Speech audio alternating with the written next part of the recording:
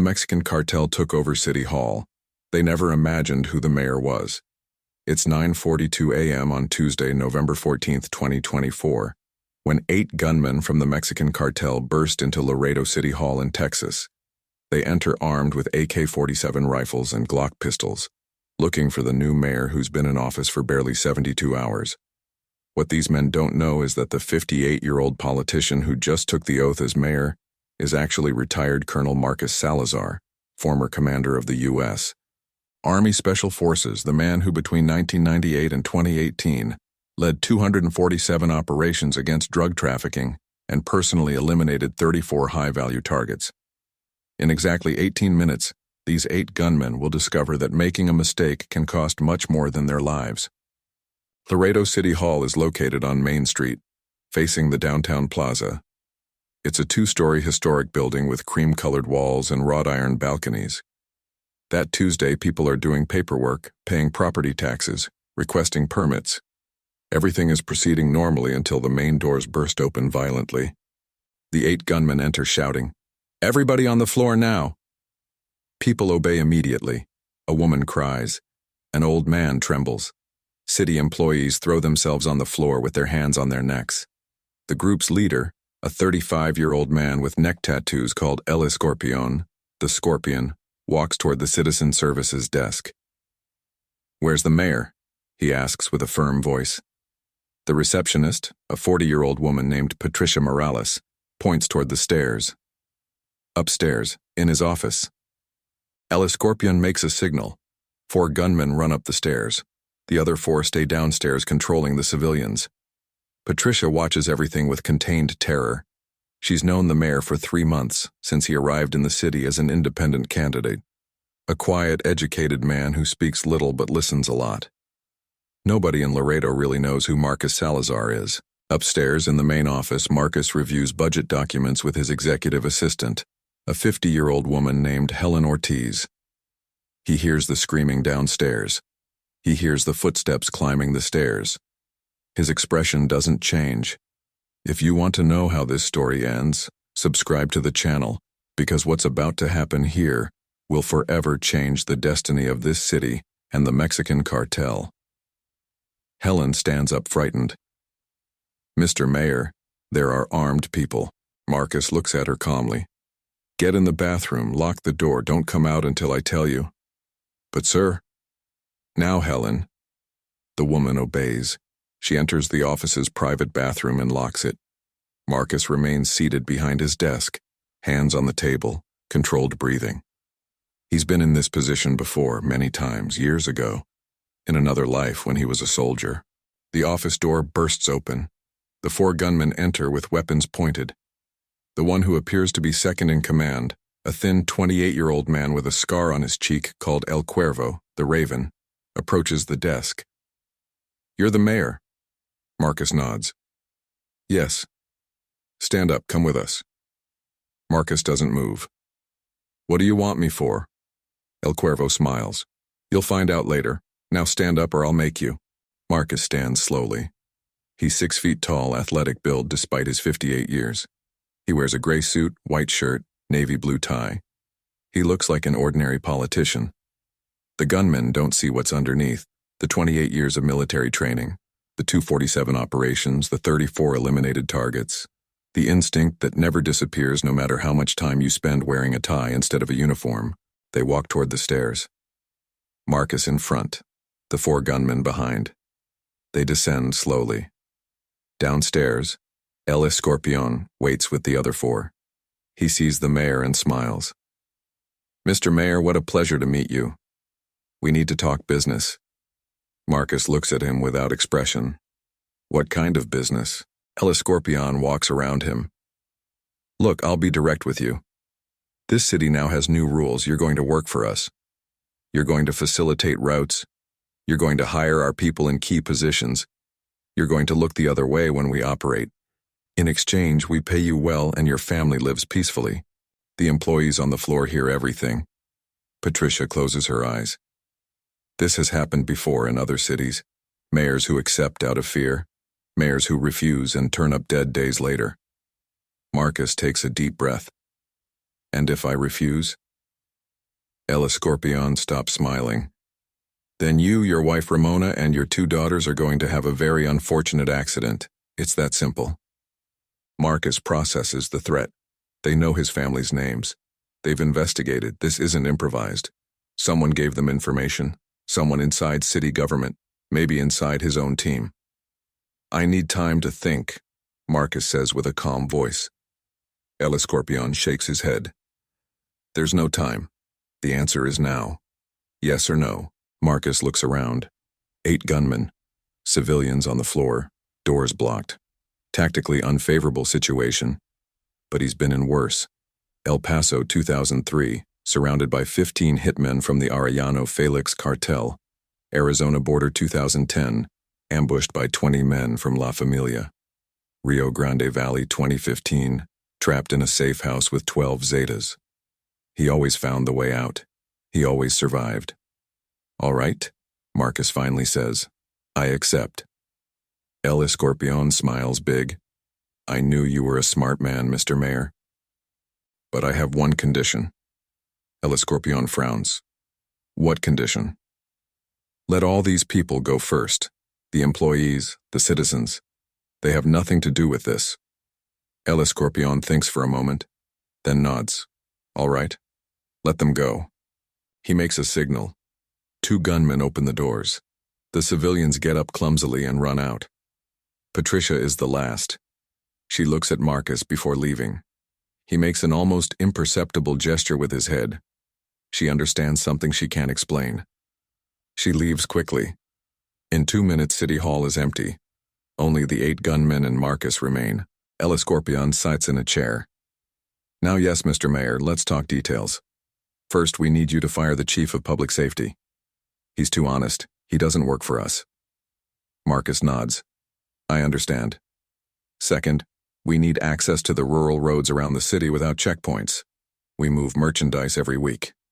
Marcus nods again. Agreed. Third, we need you to notify us when there are federal or military operations in the area. Marcus takes a step toward El Escorpion.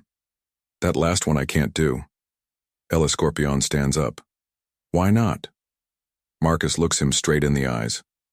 Because I'm a retired military officer, colonel in the U.S. Army, and although I no longer wear the uniform, I won't betray my institution. The silence that follows is absolute. The 8 gunmen look at each other. El Escorpion narrows his eyes. Retired military. He repeats the word slowly. What rank? Colonel, U.S. Army Special Forces, 28 years of service, 247 operations against drug trafficking. El Cuervo takes a step back instinctively. Boss, this doesn't sound good. El Escorpion raises his hand. Wait. He approaches closer to Marcus. Full name. Marcus Salazar. El Escorpion takes out his cell phone. Dials a number. Speaks in a low voice with someone. Waits. Listens. His expression slowly changes from confidence to concern. He hangs up. He looks at his men. We have a problem. This isn't an ordinary politician, this is the Hawk. The 8 gunmen recognize the nickname. The Hawk, the colonel who for 20 years was the nightmare of drug trafficking in the Southwest. The man who dismantled entire cells. The operator who never failed. The legend who retired 6 years ago and disappeared. Marcus smiles for the first time. I see someone informed you well, but you made a mistake. You came to my territory. You threatened my people. You mentioned my family. And now you have to face the consequences. El Escorpion raises his AK-47. You're 1 against 8, you're unarmed, you have nothing. Marcus walks slowly toward his desk. The gunmen follow him with their weapons. He crouches behind the furniture. There's a metallic click. He stands up with a Beretta 92 FS pistol in his right hand. I have this, he says, and I have 28 years of experience killing people like you. El Escorpion aims his AK-47 directly at Marcus. The other 7 gunmen do the same. 8 weapons against 1. The odds are clear. But Marcus doesn't lower his Beretta. You're going to die here, old man, says El Escorpion. Marcus shakes his head. No, not me. You will. El Cuervo laughs nervously. You're crazy. There are 8 of us. Marcus moves laterally toward the window. Fluid, economical movements. 8 gunmen, true, but only 2 have a clean line of fire without risking crossfire. The rest are poorly positioned. Amateurs. Let me explain something, Marcus says with a calm voice. You entered this building 12 minutes ago. You think you have control. But you're wrong. What do you mean? Asks El Escorpión. Marcus points toward the window. Look outside. El Cuervo approaches the window. What he sees paralyzes him. The downtown plaza is surrounded. Texas National Guard trucks on all 4 corners. Snipers on the roofs of surrounding buildings. At least 50 personnel with complete tactical gear. Boss, we're surrounded, says El Cuervo with a trembling voice. El Escorpión runs to the window. He curses under his breath. How is this possible? Marcus holsters his Beretta. He doesn't need it anymore. Very simple. When the civilians left, Patricia called the National Guard commander. I gave her specific instructions 3 days ago about what to do if something like this happened. She executed the protocol perfectly. El Escorpión turns furiously. You set us a trap. No, Marcus corrects. You walked into one. I was just prepared. The 8 gunmen look at each other. Panic begins to set in. They're trapped. There's no way out. The windows face the plaza, where snipers wait. The main door is blocked by tactical elements. We can negotiate, El Escorpión tries. We have contacts. We can fix this. Marcus sits at his desk, crosses his hands. There's nothing to negotiate. You entered a government building armed. You threatened a public official. You extorted a retired military officer. You're going to federal prison, all of you. El Cuervo takes out his cell phone. I'm going to call my boss. He can... Marcus interrupts him. Your boss is Raúl Castellanos, known as El Bujo, the Owl. He's operated Laredo territory for the Mexican cartel for 2 years. He's 41 years old, has 3 safe houses in the city, and a wife in San Antonio. I already know everything. El Cuervo drops the cell phone. How do you know that? Marcus smiles. Because I've spent 6 months investigating the cartel's structure in this region. Before being a mayoral candidate, I worked as an intelligence advisor for the Department of Defense. My retirement from the Army was real, but my commitment to America never ended. The gunmen process this information. One of them, the youngest, no older than 22, called El Chango, the monkey, starts to cry. They're going to kill us in prison. The cartel doesn't forgive this. Marcus looks at him with something like compassion. You don't have to die. You have an option. What option? Asks El Chango desperately. Cooperate. Tell me everything about the cartel's operation here. Names, locations, routes, contacts. In exchange, I put you in witness protection. New identities, relocation, opportunity to start over. El Escorpión spits on the floor. You're a traitor if you talk, he says, looking at his men. The cartel finds snitches always, always. Marcus stands up. Walks toward El Escorpión. Stands in front of him. The cartel finds them if they stay in the normal system. But I'm not going to put you in the normal system. I'm going to put you in the military protection program. That one's different. That one actually works. How do we know you're not lying? Asks El Cuervo. Because I've spent 28 years keeping my word. Ask the 83 witnesses I protected during my active career. They're all still alive. They all have new lives. I don't lie to those who cooperate with me. A loudspeaker sounds from outside. Attention, occupants of City Hall. You have 5 minutes to come out with your hands up. If you don't, we're coming in by force. El Escorpión looks at Marcus. Tell them we need more time. Marcus shakes his head. No, time's up. Decide now. Come out with your hands up and cooperate, or they drag you out by force and you go straight to federal prison without protection. 5 minutes. El Chango steps forward. I'll talk. I'll tell you everything. Just get me out of this. El Escorpión grabs his arm. Shut up, coward. Marcus interposes himself. Let him go. El Escorpión squeezes harder. This idiot is going to sink us all. Marcus moves his right hand quickly. He takes El Escorpion's wrist and twists it. The gunman releases El Chango and screams in pain. Marcus pushes him against the wall, puts his forearm against the gunman's throat. "Listen to me carefully," Marcus says with a low, dangerous voice. "You don't give orders here anymore. I do. And if you touch anyone again, I'll break your arm. Understood?" El Escorpion nods with difficulty. Marcus releases him. El Chango approaches Marcus. "I'll cooperate, sir. I'll tell you everything. But please protect my mom. She lives in Del Rio. The cartel will look for her if they know I talked." Marcus puts a hand on his shoulder. "Your mom will be protected, I promise you. What's her name?" "Elena Ramirez. She lives on Hidalgo Street, number 234. Marcus takes out his cell phone, dials a number. "Lieutenant Colonel Briseño, I need immediate protection for a civilian in Del Rio. Elena Ramirez, Hidalgo Street 234. Right now, thanks." He hangs up and looks at El Chango. "Done. In 10 minutes there are 4 personnel protecting her. Nobody's going to touch her." El Chango cries with relief. "Thank you, sir, thank you." Another gunman steps forward. "I'll talk too. I have a wife and a 3-year-old son. I want out of this." El Escorpion looks at them with contempt. "Cowards, you're all cowards." El Cuervo approaches Marcus. "I'll cooperate too, but I want guarantees in writing." Marcus nods. "You'll have them. DA's office, Department of Defense, and my personal signature." 3 minutes, announces the loudspeaker outside. Before continuing, write in the comments what country and city you're watching from. Because this story is just beginning, and what's coming will change everything you thought you knew about justice and redemption. Now 4 gunmen are willing to cooperate. El Escorpion looks at the 3 remaining. "What about you guys?" One of them, a 40-year-old man with a thick beard called El Tejon, the Badger, shakes his head.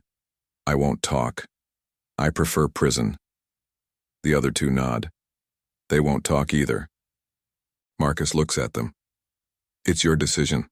I respect it. But know you're going to spend at least 15 years in federal prison. Your families will suffer.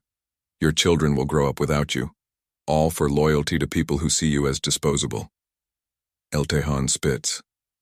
"Better that than being a rat." "All right," says Marcus. "I respect your code, even if it's the wrong code." 1 minute, says the loudspeaker. Marcus walks toward the door. "We're going out. The 4 who are cooperating will walk to my right. The 4 who aren't, to my left. Outside I'll explain to the commanders who's who. Drop your weapons here.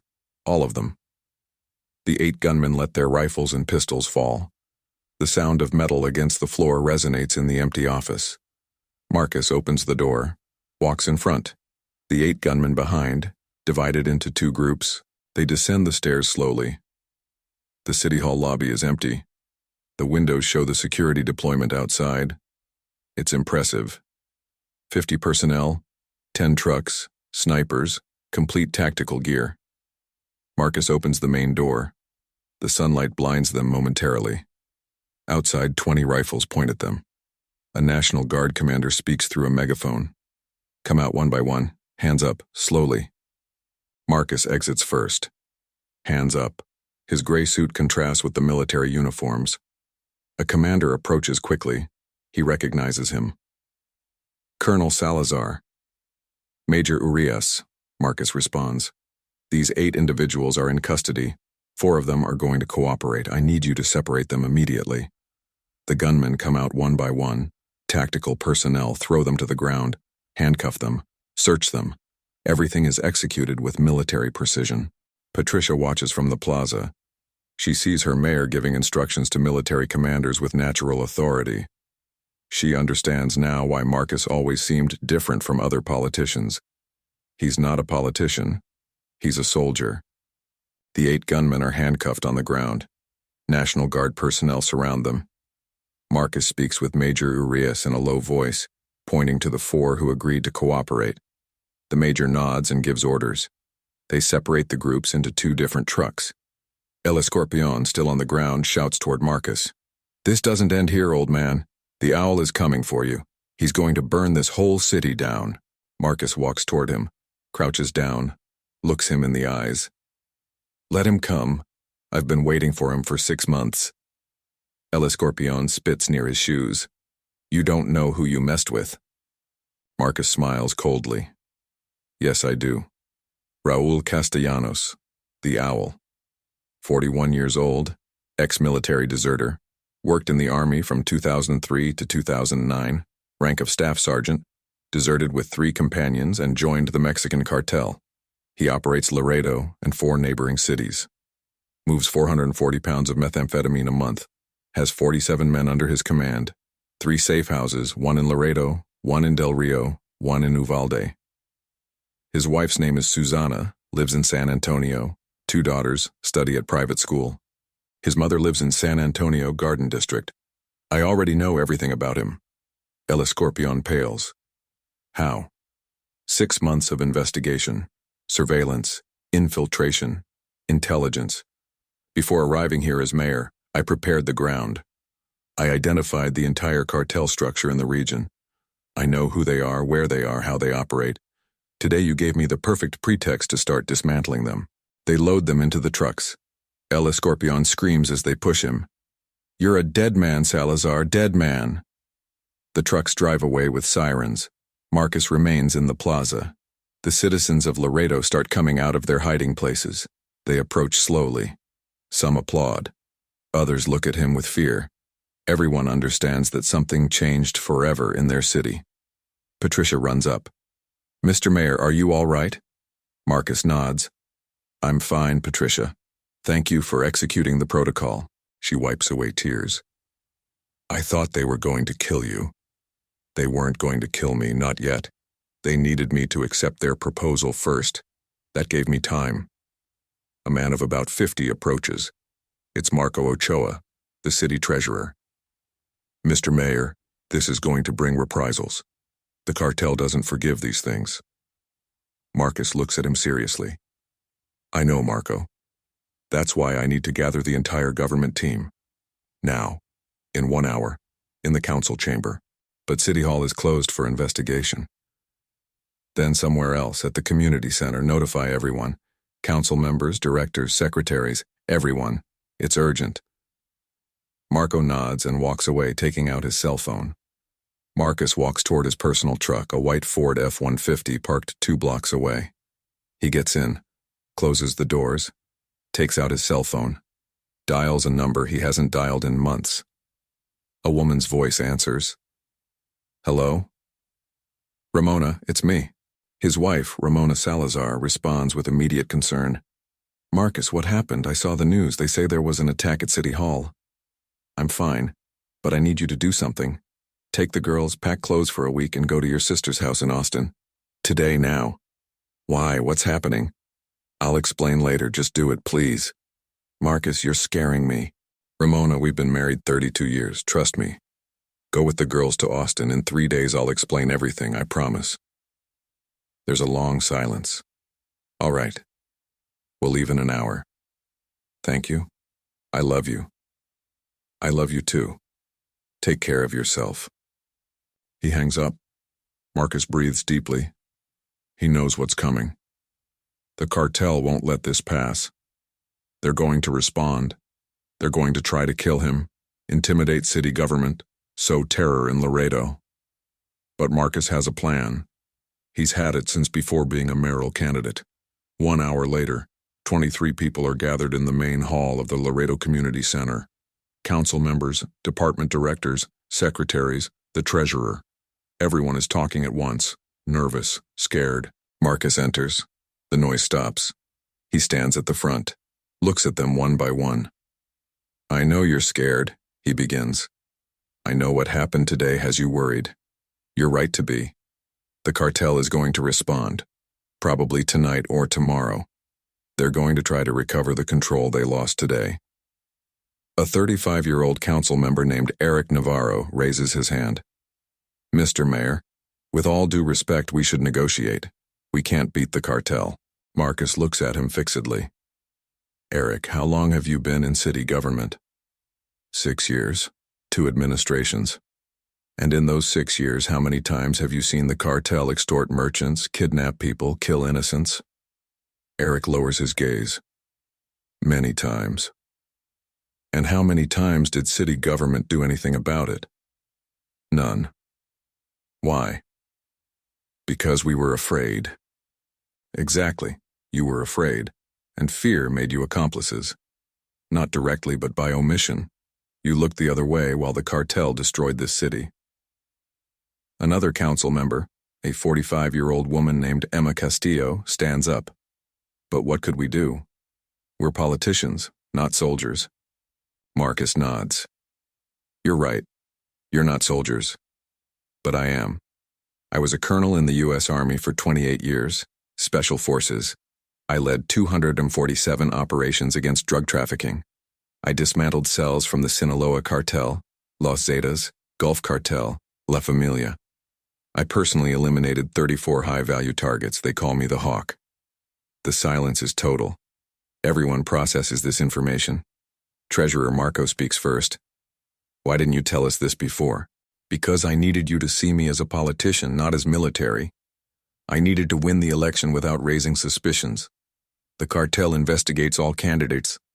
If they had known who I really am, they would have eliminated me before taking office. Eric frowns. So you used us. You put us in danger without telling us. No, Marcus corrects. I protected you without you knowing. During the 3 months of campaigning and these first 72 hours as mayor, I had undercover military surveillance on each of you and your families. Nobody touched you. Nobody threatened you. Because I made sure it didn't happen. Emma sits down. What's going to happen now? Marcus walks toward a whiteboard, takes out a marker, starts drawing an organizational chart. Now comes the hard part. The cartel is going to try 3 things. First, kill me. Second, attack someone on this team to sow fear. Third, commit an act of public violence to demonstrate they still have power. He draws 3 arrows. Under each one, he writes, prevention. How do we prevent that? Asks Marco. Marcus turns around. By asking for help. This afternoon I have a meeting with Brigadier General Owen Villalobos, commander of Joint Base San Antonio. He's a friend of mine. We served together in the Rio Grande Valley. He's going to authorize permanent military presence in Laredo for 90 days. 3 checkpoints at main city entrances, constant patrols, aerial surveillance with helicopter every 48 hours. That won't stop them, says Eric. They'll infiltrate anyway. You're right. That's why I need each of you to do something difficult. I need you to identify who in your work areas has ties to the cartel. Emma stands up, agitated. You're asking us to snitch on our colleagues? I'm asking you to save lives. The cartel has informants inside city government. Someone told them I was the new mayor. Someone gave them information about my family. Someone coordinated today's attack. I need to know who. Marco raises his hand timidly. I know someone. Everyone looks at him. Marcus nods. Speak, Marco. The director of public works, Leo Estrada. 3 months ago he bought a new truck, a $60,000 truck. His salary doesn't cover that. Marcus writes down the name. Anyone else? A secretary in social services, says Patricia. Her name is Brigitte Pantoja. She always knows when there are going to be raids. She warns her cousin who sells drugs at the market. Marcus writes, more? For 15 minutes, 6 names come to light. 6 city employees with suspicious behavior, unexplained expenses, known links to organized crime. Marcus puts the marker on the table. These 6 are going to be investigated. If there's evidence, they're going to be arrested. If they cooperate, they enter protection, if not, federal prison. And then what? Asks Eric. Suppose we clean up the government. Suppose the military presence works. What's next? Marcus smiles. Then we go on the offensive. We go after the owl and dismantle his entire operation in the region. The meeting ends an hour later. Everyone leaves the hall with mixed expressions of fear and determination. Marcus stays alone reviewing his notes. Patricia approaches before leaving.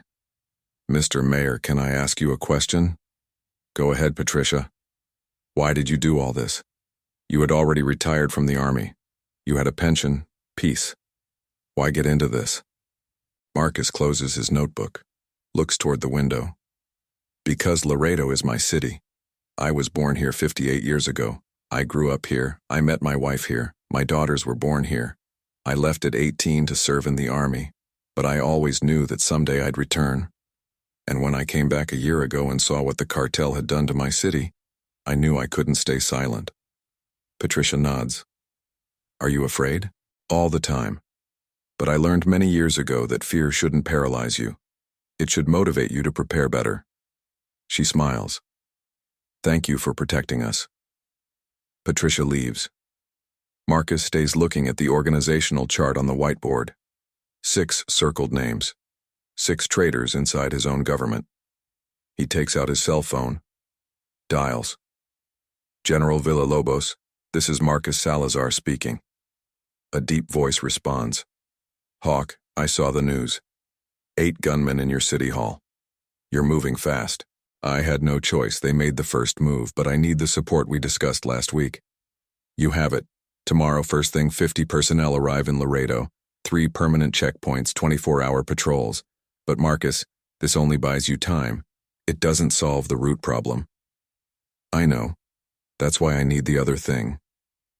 The general pauses. Are you sure? Once you start that, there's no going back. I'm sure. All right. You have green light, but everything has to be clean. No human rights violations, no extrajudicial executions. Everything by the book. Everything by the book. I promise. He hangs up. Marcus puts away his cell phone. He leaves the community center. It's 5:47 p.m. The sun begins to set over Laredo. The streets are emptier than usual. People are afraid. They know today was only the beginning. Marcus gets in his truck, drives toward his house in the Garden District of Laredo. A modest 2-story house with a small yard. He parks, enters. The house is empty. Ramona and the girls already left for Austin. Good.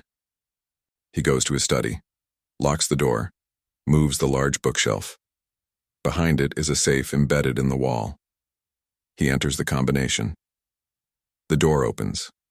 Inside is an encrypted military laptop, 3 satellite phones, 2 Glock 19 pistols, 6 magazines, body armor, and a thick manila folder.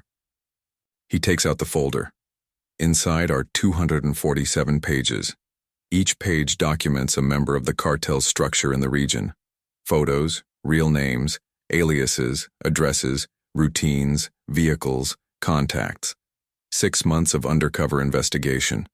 All legal, all documented, all ready to present before a judge. He takes out the laptop, turns it on, enters 3 security passwords, opens a folder titled Operation Tecolote.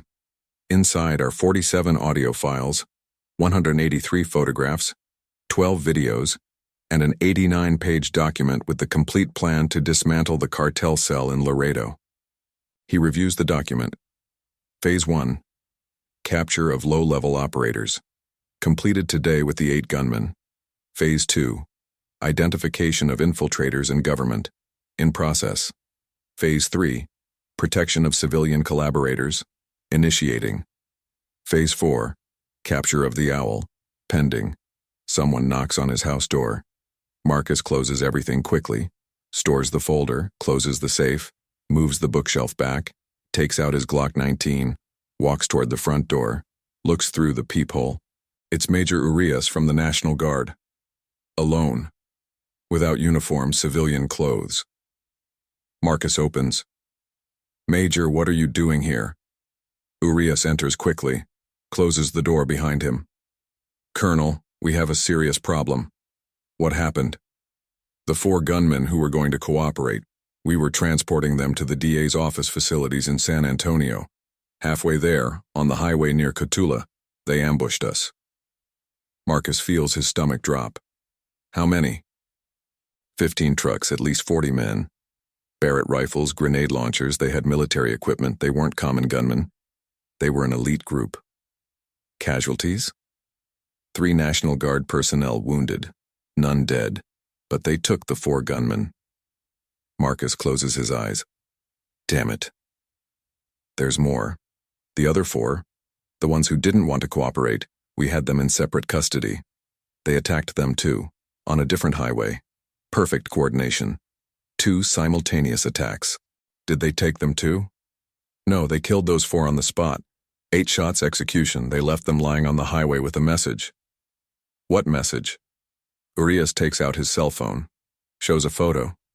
The 4 bodies with cardboard on their chests. The message says, "This happens to those who let themselves be captured. Hawk, you come for us. We're coming for you. Sincerely, the Owl." Marcus studies the photo. He recognizes the signature. It's the Owl's style. Violent, direct, without subtlety. He's sending a clear message. Nobody cooperates without consequences. Nobody captures his people without paying a price. When was this? 40 minutes ago. I just left the scene. I came straight here because you need to know something else. What? One of the gunmen they executed, El Tejon, had another message in his pocket. Handwritten, it says, "Marcus Salazar, we know where your family lives. Austin, your sister-in-law Felicia's house, Laurel Street 456. If you don't resign from office in 48 hours, they all die." Marcus feels the fury rise through his chest. He breathes deeply, controls the emotion, thinks strategically. Did you already send protection to that address? Personnel left 20 minutes ago. They arrive in an hour. But Colonel, this is serious. They have military-level intelligence. Someone is giving them very precise information. Marcus nods. I know.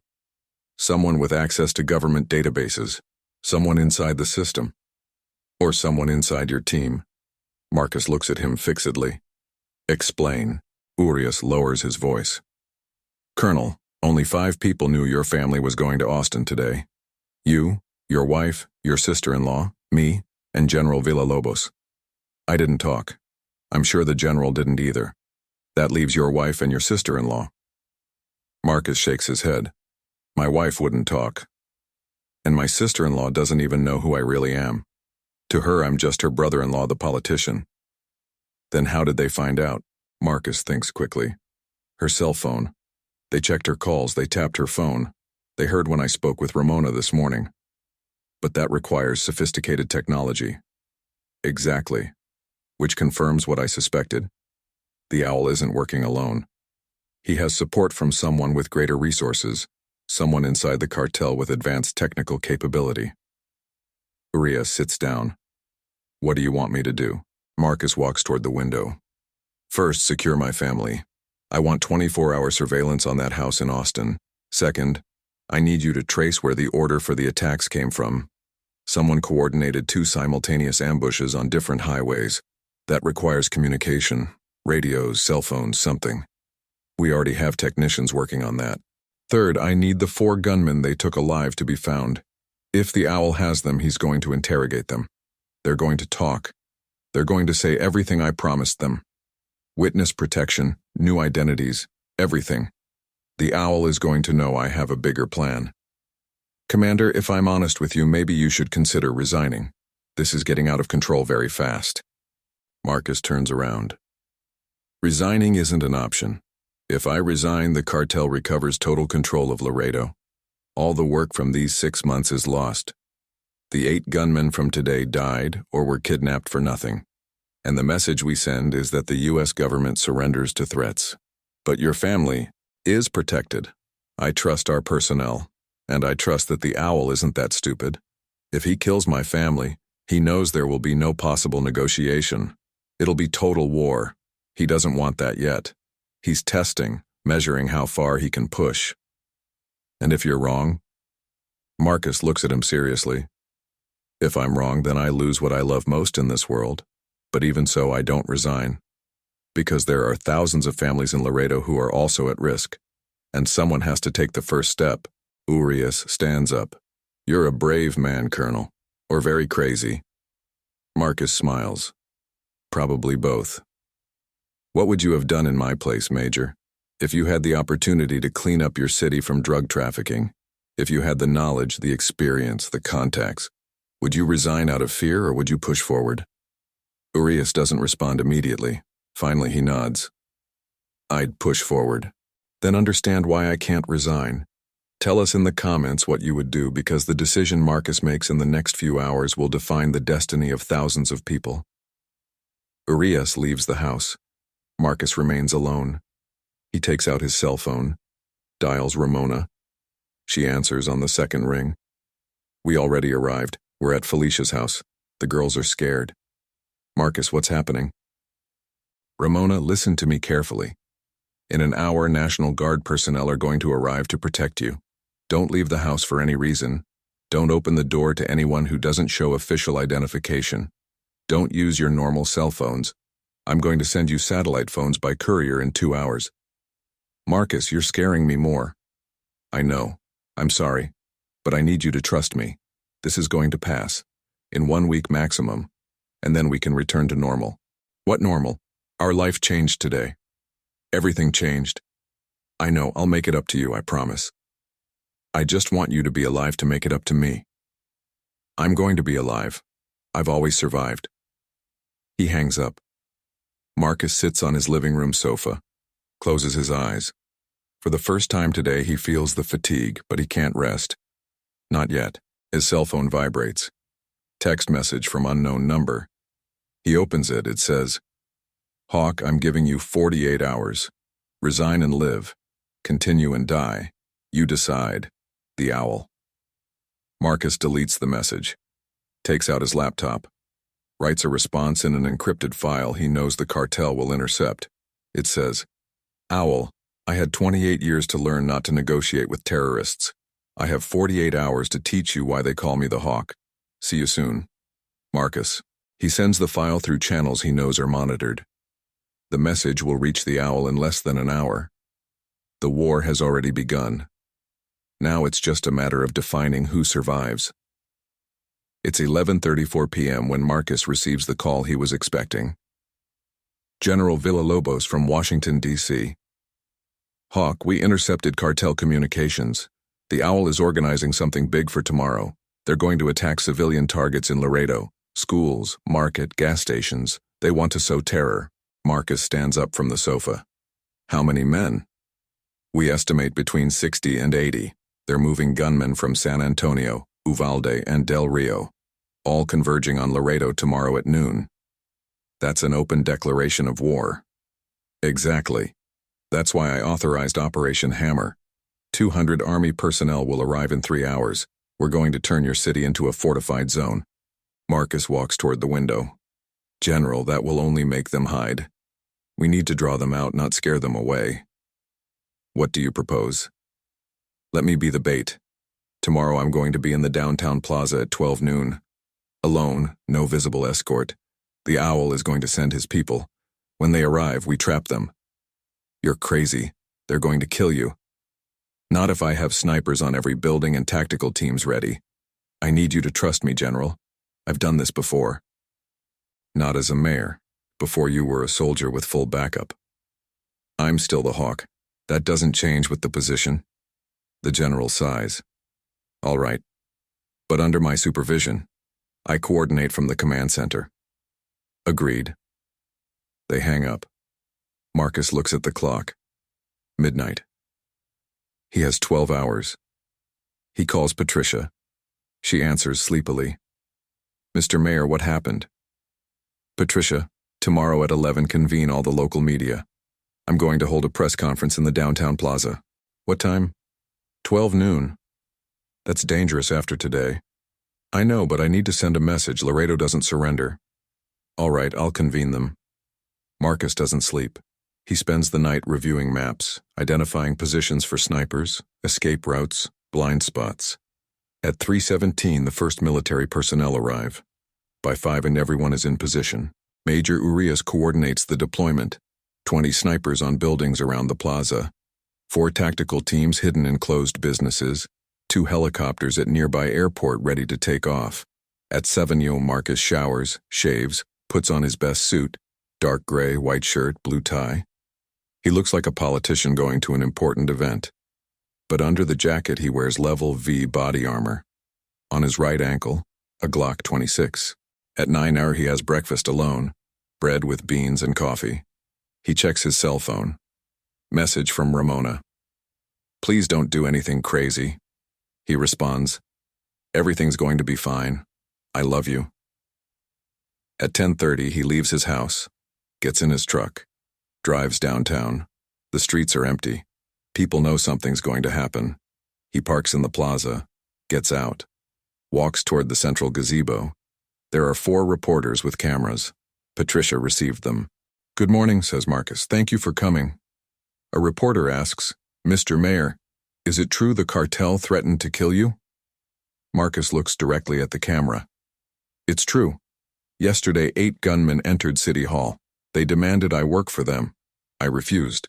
Today they gave me 48 hours to resign or die.